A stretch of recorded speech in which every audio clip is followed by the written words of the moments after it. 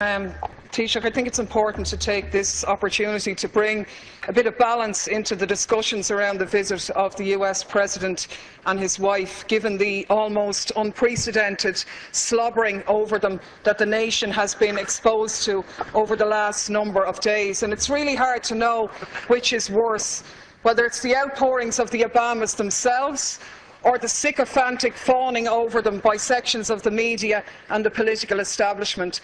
And of course, the biggest irony of all, the protestations of Obama himself in his speech to the children in Northern Ireland about peace, when he said, "Those who choose a path of peace, I promise you that the United States of America will support you every step of the way. We will be the wind at your back." Now I ask you, is this person going for the Hypocrite of the Century award? Because we have to call things by their right names. And the reality is that by any serious examination, this man is a war criminal.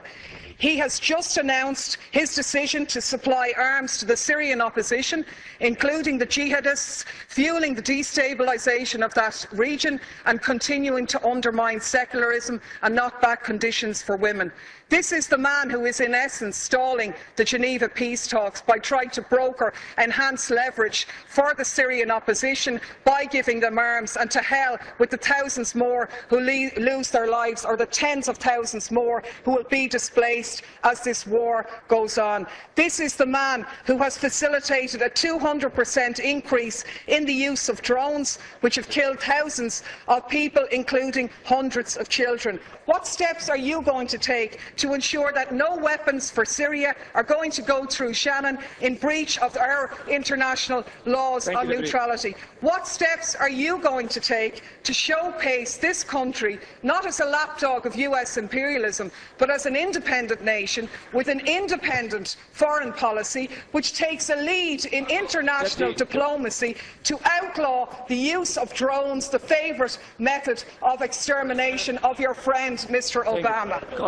There isn't much peace in Iraq, where 26 people lost their lives yesterday. There isn't much peace in Afghanistan. There isn't much peace in Pakistan, and there certainly isn't much peace in Syria. And the side I'm on in Syria is the one, and what I agree with is the statement by Oxfam, where Oxfam said sending arms to the Syrian opposition won't create a level playing field. Instead, it further risks fueling an arms free-for-all, where the victims are the civilians of Syria. Our experience tells us that the crisis will only drag on for longer if arms are poured in. And that's in essence what the Americans have done here. I can only take from your non-answer to the question that you were asked is that you're going to take no steps to ensure that those arms will not be sent through Shannon in breach of our neutrality. You said here last week no arms ever came through Shannon. How do you know that, seeing as no investigations take place? The reality is, in 2012, 548 US planes landed in Shannon. How do you know what was on them if you haven't examined them?